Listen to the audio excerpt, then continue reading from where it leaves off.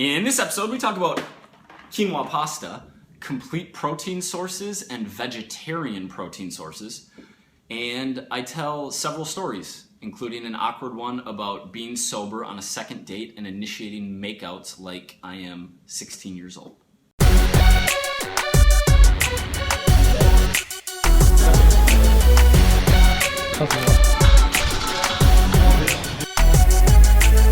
Hello everybody, welcome to Equals and Alternatives, episode 94, I think. I'm your host, Mike Vacanti, and today we are reviewing pasta that is quinoa pasta.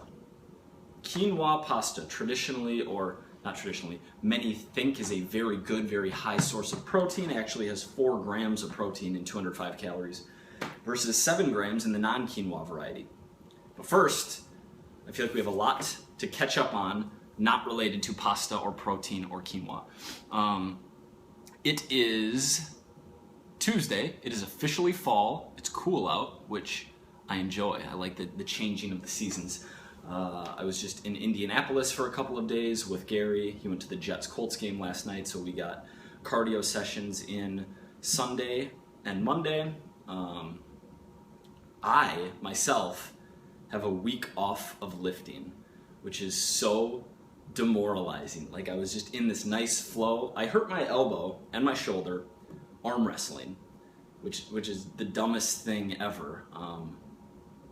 I didn't feel anything when I was arm wrestling, and now I have very intense tendon pain in my elbow. I googled arm wrestling pain. The first thing that, like, the top few Google SEO results were related to, like, were people who lift who were complaining about hurting themselves arm wrestling and not being able to lift. So apparently it's a thing, going off of the bodybuilding.com anecdotal advice. I just said it's cool outside, but I turned my AC off and now it's like getting warm in here. So I'm not lifting for a week. It's very demoralizing. Icing this 2 to 3 times a day, taking Advil, taking some other anti-inflammatories, upping the fish oil.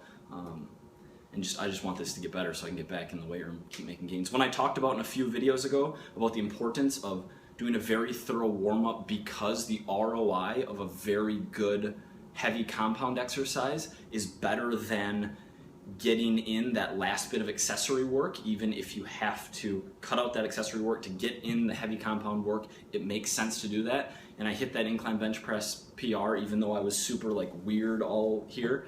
Yeah, that was a terrible idea. So I haven't lifted in the last 3 days. I'm taking another 4 or 5 days off. We'll see what happens, see how this feels. I feel kind of flat. I'm actually in a calorie deficit for this week off, in case you're interested. I know this is something we've talked about before. I've admitted it, I struggle with the psychological aspect of bulking and gaining fat while gaining muscle, which is, like, to add real muscle in a certain amount of time, you have to add some body fat. And just doesn't sit well with me. So I brought calories from whatever, they were just stupid, 4,400 and 2,800 or whatever they were on training rest days, to between 2,000 and 2,200 every day. I'm going to be doing about 30 minutes of cardio every day, some yoga, like I said, hitting the ice on here. Hopefully I'll be back soon. I feel like there's more that I wanted to tell you. Not drinking update. I am going strong on not drinking. There were 2 temptations over the weekend and I didn't drink on either. I met one of my very good internet friends, like tech help / previous coaching client / just really good dude, just a friend who I had never met in person and only online, John, and his wife Polly, who is a coaching client and just dominates, on point all the time, amazing deadlift, just got abs for the first time in her life, like she kills it, and their 2 kids, Titus and Aria, who are both super cute. I got to hang out with them and it was really fun. Just confirms my belief that getting to know people through this thing that's only been around for 20 years is real. Like, it is the real deal. Anytime I've met someone who I've become good friends with online in person, it has always gone amazingly. They're just awesome people, so that was really fun. John's gonna come out to New York and visit me as soon as he can. But on Sunday night, we went and watched the Packers-Seahawks game. Packers won, boo. And we were at this brewery that had an amazing selection of IPAs, which I love, and he ordered one, and like I like put it in front of me and smelled it and like put it up to my face, and I really, really wanted to have a drink. I wasn't going to. I wasn't like about to give in, but I wanted to super bad. I ordered pecan pie with a scoop of ice cream instead, basically just out of depression that I couldn't lift, and I was just like, I'm just gonna eat this dessert.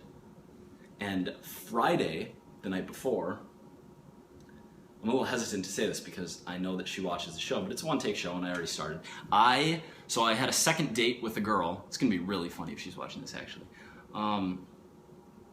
And she came over, I cooked steak, we had sushi, whatever.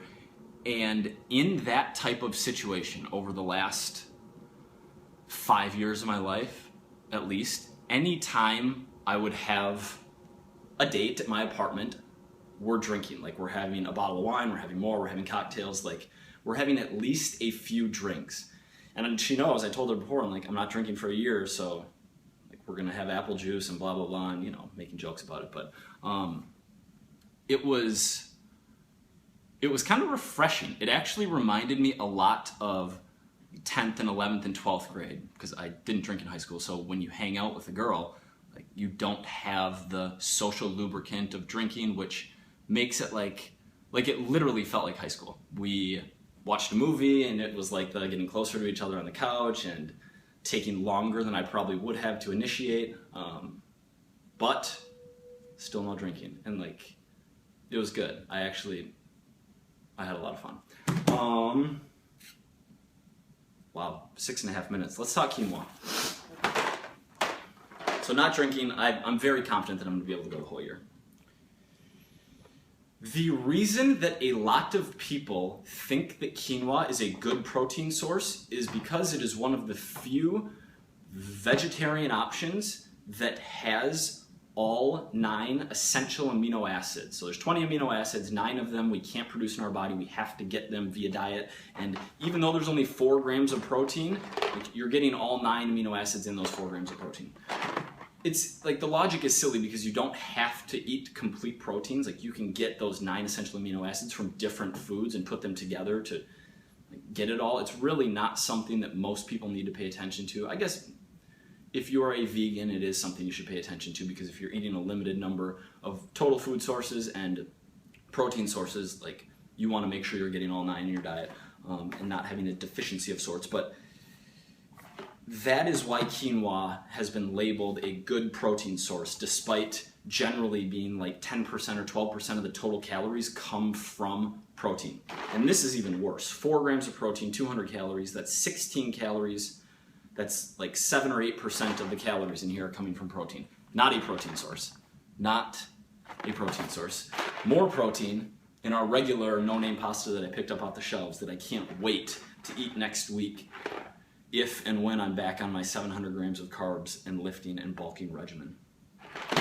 I wanted to give you an alternative today that was a good vegetarian protein source. And I walked up and down the aisles, and I didn't want, like, I know people avoid dairy because insensitivities and humans aren't meant to eat dairy and blah, blah, blah. And some people do have real lactose issues, which I completely understand, but a lot of times the I don't like dairy mentality is coming from someone who also doesn't eat meat and also doesn't eat fish and doesn't like the taste of eggs and has like 1,000 other issues. So I didn't find a good protein source that is vegan. For a vegetarian protein source, I recommend whey protein powder, simply because, well, it is a complete protein source. It's also an easy way to get 50 grams of protein super quickly. I like Gold Standard. I also like who makes muscle milk, because I've been drinking a decent amount of muscle milk lately. Cytosport. I like Cytosport too. So, you know, I don't affiliate market, but those are the current proteins that I choose for myself. Whey is just it's an easy way to, when you add in all of the vegetable proteins that I assume vegans are not vegans, because I'm recommending whey. If you're a vegan, you can have another protein source. You can have hemp seed protein or whatever. But in addition to the proteins that you're getting from non-meat sources, 50 or 60 grams of whey a day is going to have you in a place where you're probably fine with your protein intake. I suggest higher than normal protein intake because it helps you stay full longer, helps you retain lean body mass in a calorie deficit, and that additional calorie expenditure via the thermic effect of food. It takes more work for our bodies to digest protein, creating a bigger calorie deficit, more fat loss, more abs, blah, blah, blah. So that's our alternative, whey protein. Question of the day. Question of the day. By the way, I wasn't kidding when I said, remember last on the pumpkin spice episode, see that pumpkin spice candle, when I was talking about how I get really into like seasonal and fall stuff? It's no joke, my apartment smells like pumpkin right now. Question of the day. Okay, Derek asked about Chipotle. I'm actually doing a completely separate, higher quality video on the Chipotle nutrition calculator. Stay tuned, sit tight for that, brother. We have another question. I don't know his name. It got cut off when I copy pasted this into the thread, but super quick background. I've dropped 130 pounds, so 130 fucking pounds so far. That's so awesome. 130 pounds so far. He has 35 to 40 more to lose to get to a healthy body fat percentage. He's wondering if he should keep pressing on or switch to a maintenance and strength protocol, meaning maintenance calories and the goal to continue to increase strength like he has been doing. 6 feet tall, started at 387, currently 257. It's just so awesome, dude. Currently eating between 1,800 and 2,000 calories a day, 200 grams of protein,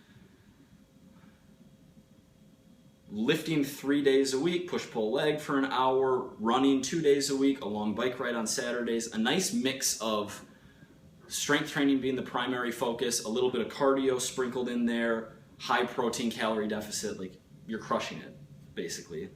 Wondering essentially if he should keep going or switch over to maintenance calories. So you want to lose 35 to 40 more pounds, assuming you haven't plateaued, fat loss is still happening, the scale over, like when you're taking your average over the course of a week or 2 weeks or 3 weeks and not looking at the day-to-day fluctuations, the scale is still coming down and you aren't experiencing any of the negative consequences of being in a calorie deficit for a long period of time, such as poor strength training sessions, poor sleep, just like restlessness, irritability, extreme hunger, or a real plateau, I think you should keep going. If you are experiencing some of those things, it might make sense to spend either 2 or 3 or 4 weeks up at maintenance, 1,800, 2,000, bring calories up to 2,600 or 2,800. Your strength training, your training in general, your cardio is going to feel better. You'll be able to eat more. There are obviously positive hormonal effects to bringing calories up for a short period of time, which is going to assist in further fat loss. You'll be able to increase strength at a greater rate and even possibly gain a little bit of lean mass depending on how much time you spend with those elevated calories. So I think bringing your calories up is a good idea if you are either stalled or you're miserable in what you are doing. Otherwise, if all is well, I would continue to stay the course. Thank you for your question. If you guys have questions of the day, drop them in the comments below. Happy to answer them. I probably have 5 or 6 good ones, but you know, I'm getting through them. That's it. That is it. I'm trying to think if I had something else, but I don't. That's it.